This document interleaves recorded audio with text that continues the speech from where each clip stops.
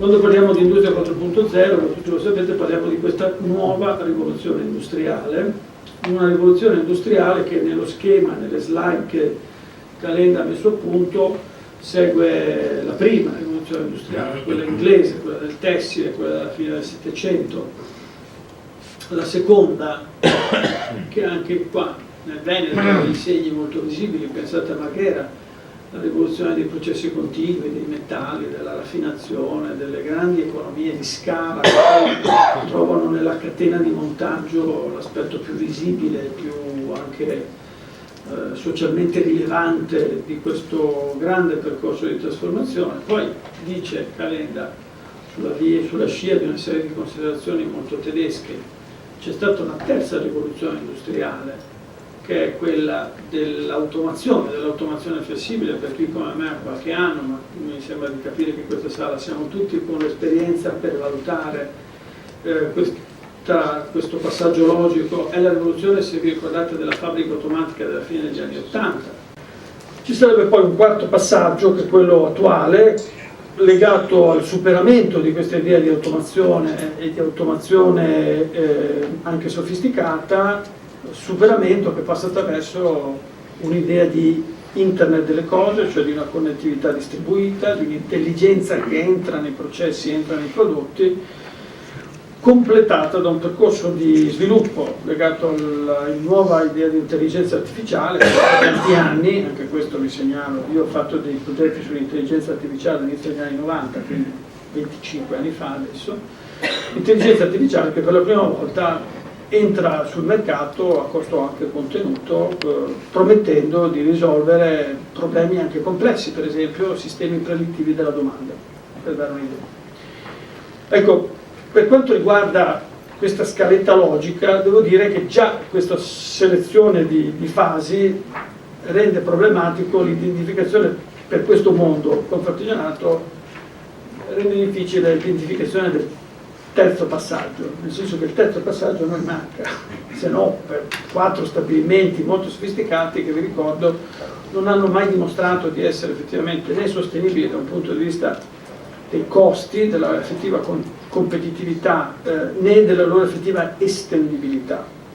Mi verrebbe da dire, sono stati dei baluardi di una frontiera, peraltro legata a una situazione molto conflittuale dal punto di vista sindacale, ma di rivoluzionari hanno avuto effettivamente pochissimo, nel senso che voi non avete visto cloni di Susegana, di frigoriferi che io portavo a vedere ai miei studenti, non avete avuto una disseminazione di queste tecnologie a scala generalizzata, avete avuto una fase che, vi ricordo, è stata letteralmente bloccata dall'apertura dei nuovi mercati di approvvigionamento come quello cinese, che ha bloccato l'innovazione tecnologica nel campo dell'automazione, con l'unica eccezione dell'automazione per l'automotive, che effettivamente è andata avanti, perché là fuori, nel mercato libero, nel mercato cinese in particolare, poi vietnamita, indonesiana, eccetera, eccetera, la manodopera costava talmente poco che questa promessa di automazione intelligente è stata subito dismessa a favore invece di quello che abbiamo imparato a chiamare le global value chain. Quella sì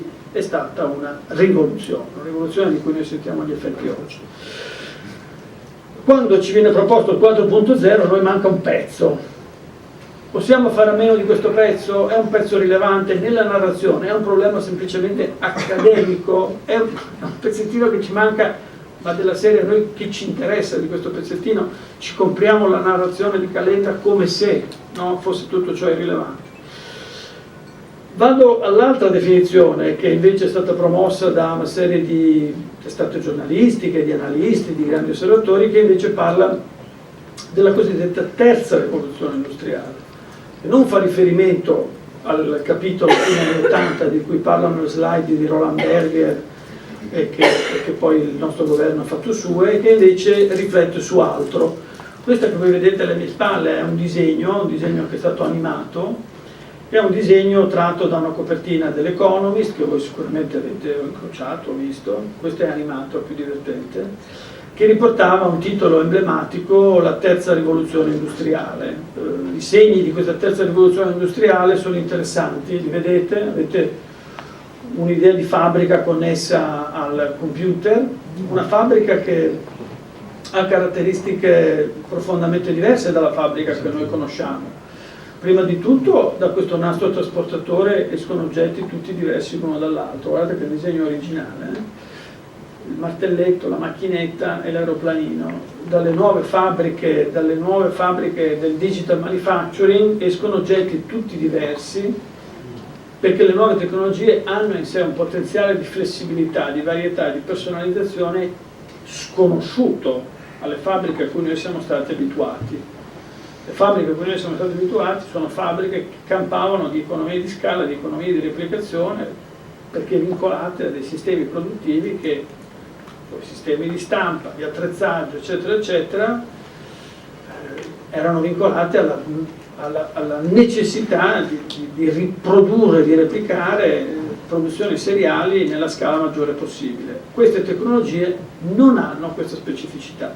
Stampanti 3D, laser cutter, macchina a controllo numerico, CNC, sempre più economiche, non hanno questo tipo di vincoli.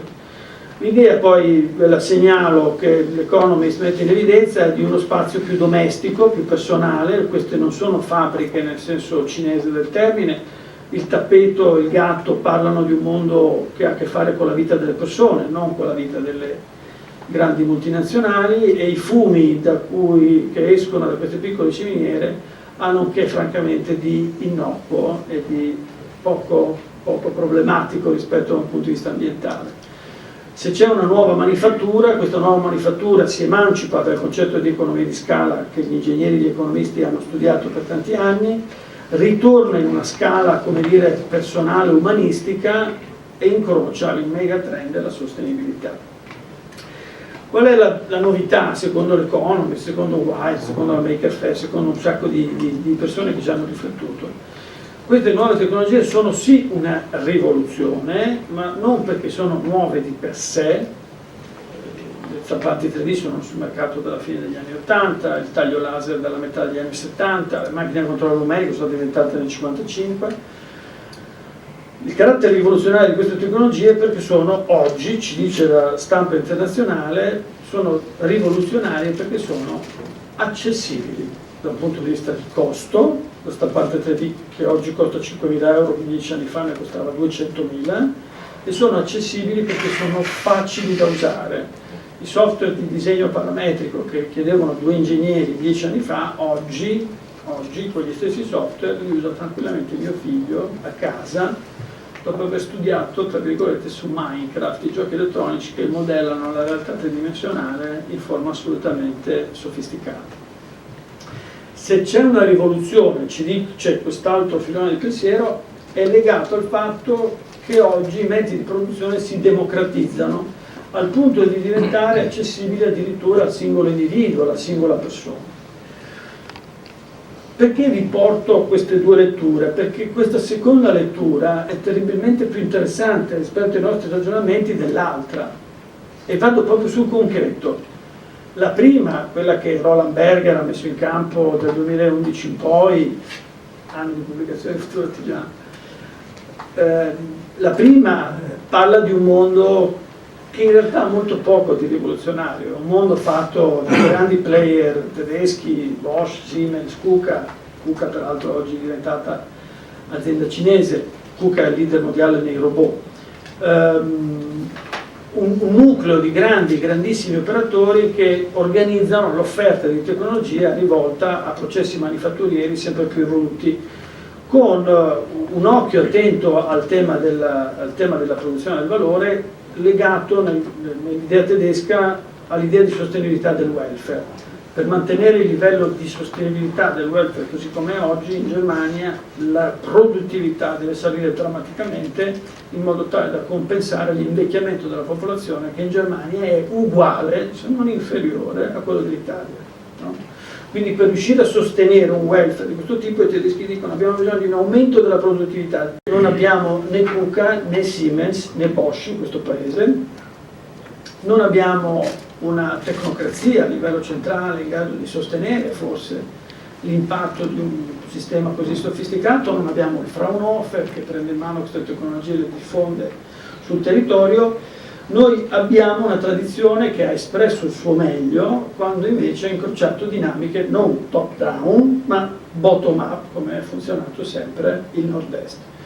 Il nord-est ha funzionato, tutta l'Italia del nord ha funzionato quando dal basso una generazione di imprenditori non necessariamente dotati di PhD ha incrociato l'innovazione tecnologica e l'ha fatta diventare impresa, mescolandola col design, con la cultura artigianale, facendo diventare prodotti sperimentati anche in un garage, lo stesso garage in cui è nata HP, un sacco di altre aziende come Google, trasformando questi prodotti in mercato e in internazionalizzazione in profitto. Vale per le piccole imprese, vale per le medie imprese, vale anche per le grandi, è più o meno lo stesso percorso. Trovare un'idea, sviluppare un'idea bottom up chiamiamola di rivoluzione industriale, è importante. Mi permetto una parentesi, poi passo ad altro. Io più penso a quest'idea del 4.0, più mi ricordo, io ho dei figli al liceo, scuola superiore. Mi ricordo sempre di più il congresso di Vienna. Voi vi ricordate, c'è stato Napoleone, a un certo punto si dice questa roba che tutti si danno da fare, le start-up, tutta questa confusione. Adesso facciamo un tavolo e organizziamo bene l'Europa, che deve essere un'Europa tenuta a bada, no? Da un gruppo di potenze che dà ordine a questa roba. Questa cosa non ha funzionato ovviamente, però oggi Industria 4.0 ha un po' il sapore tutt'altro che rivoluzionario del congresso di Vienna. Per noi italiani è un percorso, come dire, in salita, poi lascerò ovviamente a Paolo Manfredi valutare insieme al suo percorso di esperienza diretta col Mise se oggi esiste una tecnocrazia in Italia in grado di implementare il percorso top down alternativo a quello che io prefigurerei.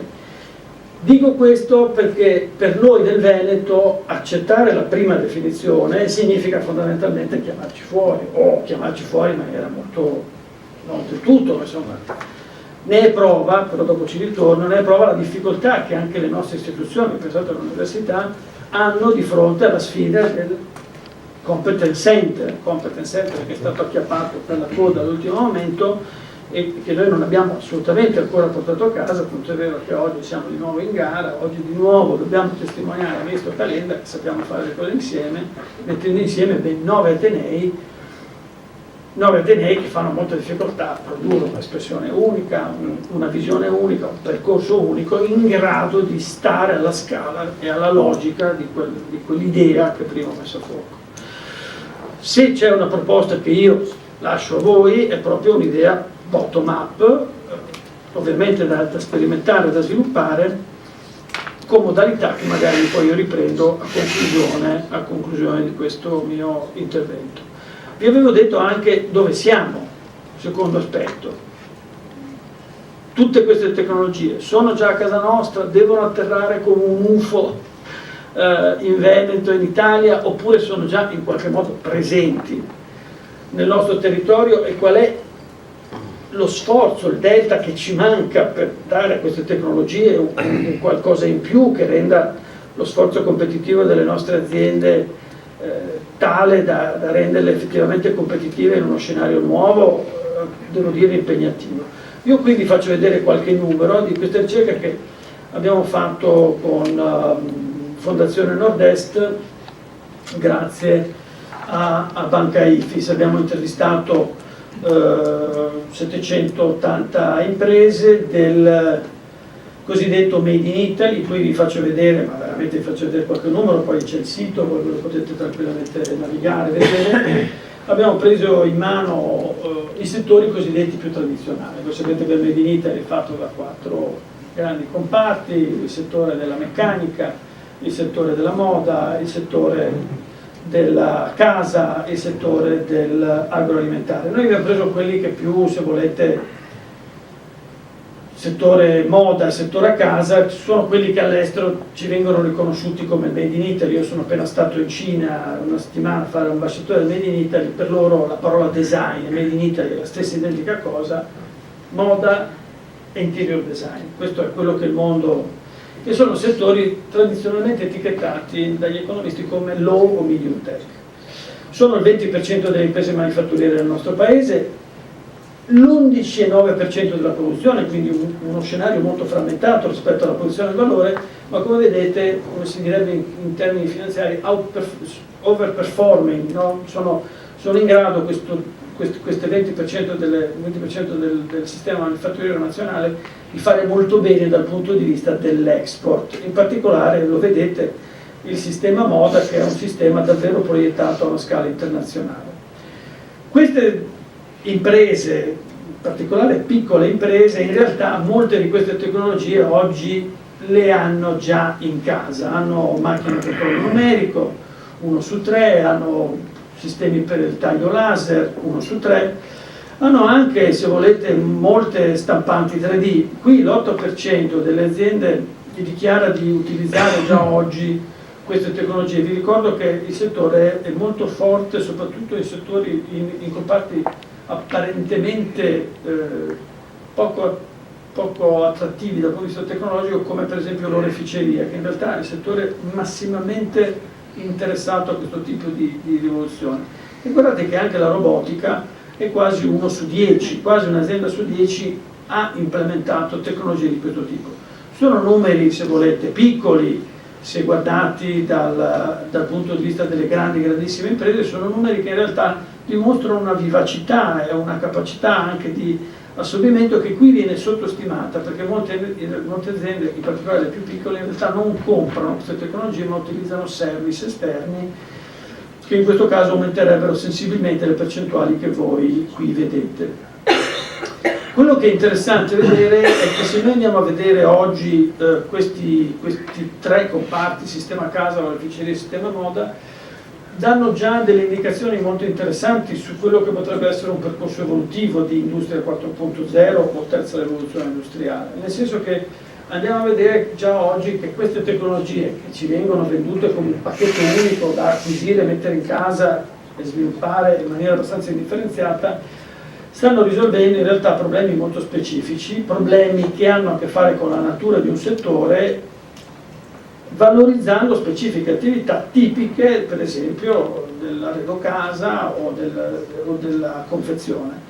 Nel caso della moda, per esempio, il laser, oggi il taglio laser è la tecnologia qualificante, quella che oggi libera maggiori energie, lasciando a una qualità manifatturiera di matrice artigianale la possibilità di esprimersi al meglio. Robotica e taglio laser sono invece gli elementi qualificanti di un nucleo, quasi 1 su 4, di aziende del mobile arredo che oggi hanno saputo utilizzare queste tecnologie in combinazione, anche separatamente, per affrontare quella che potrebbe essere chiamata una frontiera tecnologica nel campo della piccola e media impresa.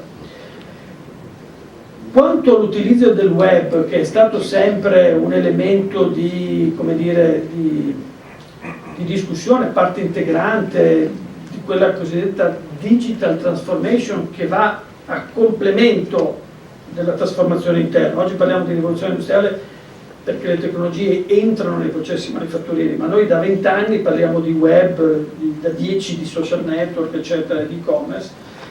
Anche in questo caso è vero che i numeri non sono molto alti, ma se andiamo a vedere i numeri per esempio del commercio elettronico, che in Italia, secondo le statistiche Eurostat, voi lo vedete qui, è ancora molto basso, 2% contro il 6% della Germania e il 5% della Francia. Se andiamo a vedere i numeri dell'e-commerce nel Made in Italy tradizionale, che è quello che io ho appena messo a fuoco, vedete che noi abbiamo un 4%, le statistiche ci dicono, di transato su commercio elettronico rispetto al 2% della media nazionale. Cioè queste nostre piccole e medie imprese, io non sono a livello della Germania, della Francia, degli Stati Uniti e degli UK, ma sono più dinamiche del contesto nazionale. C'è una forma di proiezione, di desiderio di stare su questo mondo che deve e può essere assecondato.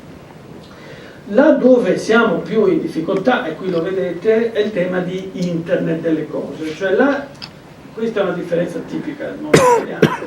Noi tendiamo a investire sui processi manifatturieri, sui processi produttivi, perché vediamo il legame fra manifattura intelligente, digitale, manifattura, perché siamo legati alla razionalizzazione dei processi o all'ottimizzazione dei processi. Là dove siamo un pochino più in difficoltà è è il tema per esempio di Internet delle cose, questa cosa della connettività, della sensoristica. Qui un pezzo importante di fatto non ha intrapreso alcuna azione e non sa neanche da dove cominciare in questo senso.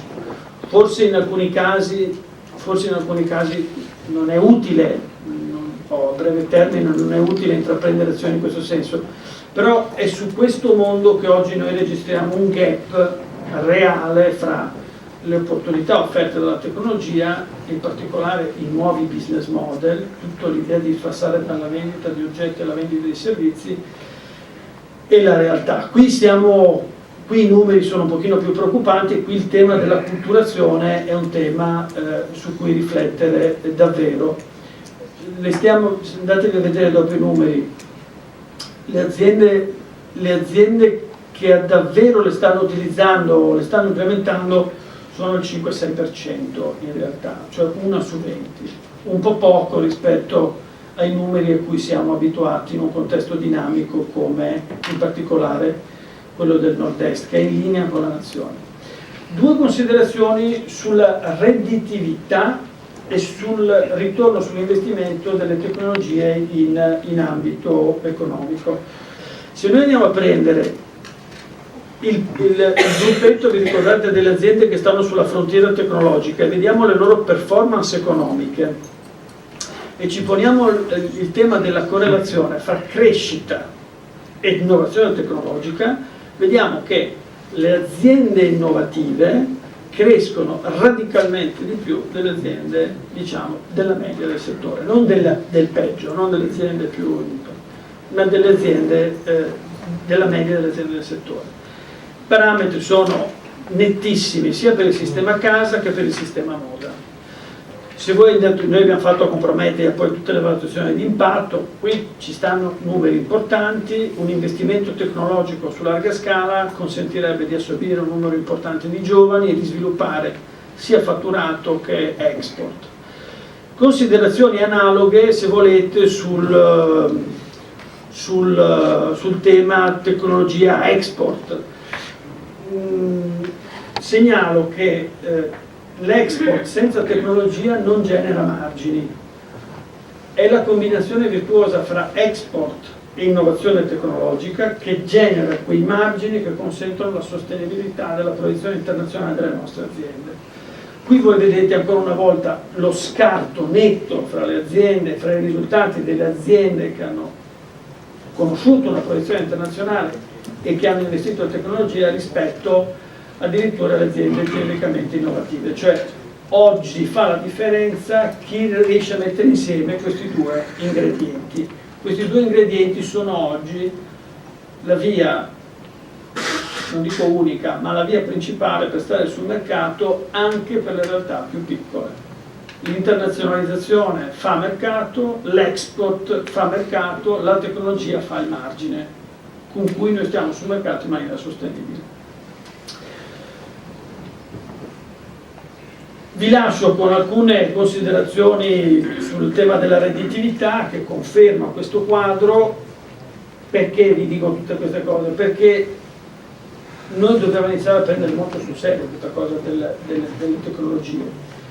Ci siamo già avviati in questo percorso, abbiamo già maturato evidenza empirica a sufficienza per capire che esiste una correlazione positiva fra innovazione tecnologica in questo tipo di tecnologia e sostenibilità a medio termine delle imprese del cosiddetto Made in Italy. Il terzo punto che io voglio affrontare con voi oggi è che si può fare per far sì che questo gruppetto di testa che voi vedete qua, queste aziende che hanno capacità di innovazione e di esportazione, sia un gruppetto di testa non isolato, ma sia parte di un disegno più generale. Qui mi permetto una nota prima di passare al tema delle politiche. Nell'ultimo rapporto della Fondazione Nord-Est noi abbiamo affrontato questo tema della divaricazione delle performance nel sistema economico nordestino. Per la prima volta noi registriamo strutturalmente una divaricazione sostanziale fra il primo quartile, cioè il miglior 25% delle aziende in questo territorio, e tutto ciò che sta sotto la mediana. Cioè se facessimo una graduatoria da 1 a 100, i primi 25 contro gli ultimi 50.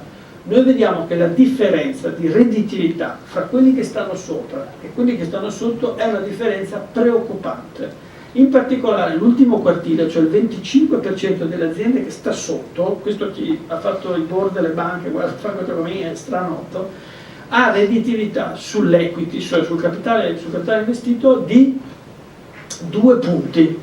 Significa che sono aziende che stanno lì, non si sa bene a fare cosa, tengono avanti. Pensate a tutto il mondo, per esempio, dell'edilizia, che prova ad aspettare la ripresa, come si faceva aspettando Godot in alcuni casi, perché di riprese oggi in alcuni settori non si vede il segno. Noi non possiamo pensare che solo un pezzettino di queste imprese possa farcelo, dobbiamo assolutamente generalizzare, fare in modo che questa lezione positiva che noi vediamo anche nei settori più tradizionali sia una lezione da generalizzare, proprio nello spirito di quello che ho chiamato inizialmente la terza rivoluzione industriale.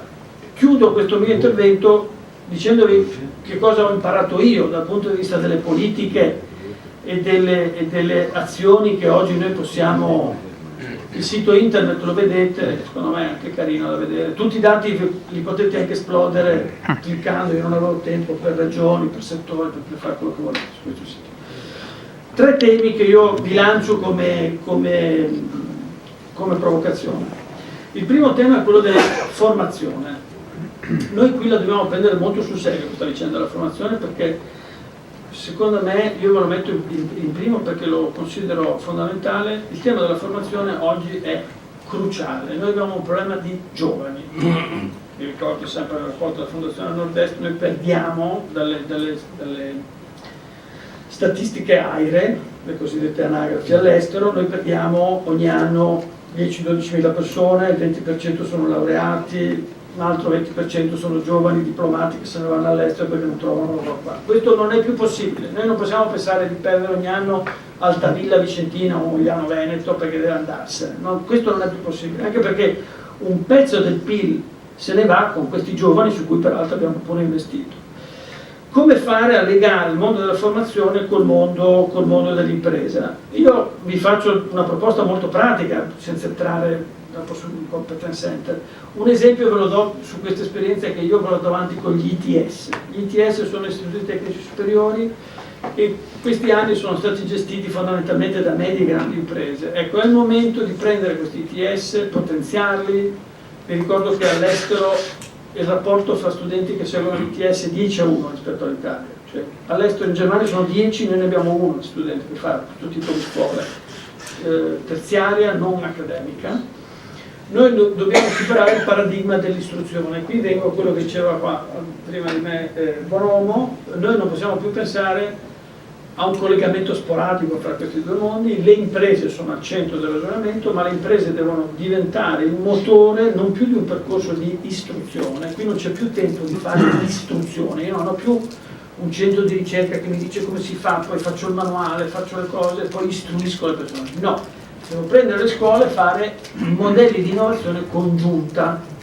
Ne abbiamo lanciati 6 con il Ministero del MIUR, lo chiamo Ministero della Pubblica Istruzione, Comite Assenti a Roma, e devo dirvi la verità che il potenziale è straordinario. Vi faccio un esempio banalissimo. Stiamo lavorando col Cerletti, giusto perché ci intendiamo, il Cerletti qua di Conegliano, per utilizzare i droni nel monitoraggio con i ragazzi, lo stiamo facendo con il monitoraggio delle foglie della vite per calcolare i dosaggi dei pesticidi e le scalette dei rilasci. A Firenze stiamo lavorando con un'azienda Tivoli che usa le macchine della TAC con dei giovani di 19-20 anni che stanno imparando vicino ai maestri pellettieri a riconoscere dalle TAC, delle pelli rotolate che entrano nelle macchine, i difetti delle merci in entrata. A Roma stiamo lavorando con delle aziende che lavorano sulle manutenzioni remote con i caschi in realtà virtuale. Sono dei ventenni che fanno queste robe qua e le fanno non sulla base di uno script, di una routine già fatta, sono ventenni che lavorano con le aziende perché le aziende non sanno cos'è sta roba. E i ragazzi potrebbero essere non tanto istruiti, che non c'è da istruire, qui non c'è un manuale di istruzioni ancora, per la terza rivoluzione industriale, potrebbero essere invece i motori dell'innovazione. Questa saldatura la può fare un'associazione di categoria. Secondo aspetto, il tema della ricerca. Noi abbiamo questa mania del competence center. A me fa pure simpatico il competence center, perché così anche la mia università può fare delle cose interessanti. Però noi in realtà abbiamo già una rete importantissima di laboratori in giro per il Veneto, che la Regione Veneto ha finanziato con opera meritorio. Sono i Fab Lab che sono entrati nel registro dei laboratori che hanno già iniziato a operare sul territorio, in alcuni casi hanno esperienze assolutamente positive. Questi Fab Lab possono essere il luogo di incontro per micro e piccole imprese, per saldare le esperienze di queste micro e piccole imprese con start-up, con progetti innovativi. Non pensiamo che tutti dovranno andare all'Università di Padova a fare le loro robe, perché è inimmaginabile. Il Competence Center è un luogo di produzione e di innovazione, ma qui c'è un bisogno di un'innovazione distribuita che ha già, nella storia degli Stati Uniti, ha già una sua grammatica, un suo modo di radicarsi. La Regione Veneto li ha finanziati questi Fab Lab e funzionano. Io su questo farei uno sforzo in più per immaginare come un'associazione di categoria può far leva su questi Fab Lab e farli diventare qualcosa di più, mettendoci vicino le aziende che fanno le biciclette, le aziende che fanno i mobili, le aziende che fanno i vestiti, i complementi d'arredo, i vasi di Murano, eccetera, eccetera. Terzo e ultimo aspetto, e qui chiudo, il tema del design della cultura. Io sono andato in Cina a raccontare che cosa sarà il futuro del design italiano. Guardate che i cinesi, tutto il mondo, si aspetta che noi utilizziamo queste tecnologie non per il gusto di usare la tecnologia, ma per mettere insieme la tecnologia col nostro gusto italiano, col nostro lifestyle, Nessuno si aspetta che gli italiani siano alla frontiera della tecnologia in senso stretto. Tutti si aspettano che noi siamo in grado di mettere un po' di tecnologia in un'idea di gusto e di promozione del nostro prodotto che sia coerente con la nostra storia e la nostra cultura. Prendere i nostri prodotti, anche quelli più evoluti e sofisticati, e non solo arricchirli di tecnologia, ma anche dargli una veste di design, di comunicazione, di cultura che sia coerente oggi con un nuovo standard internazionale.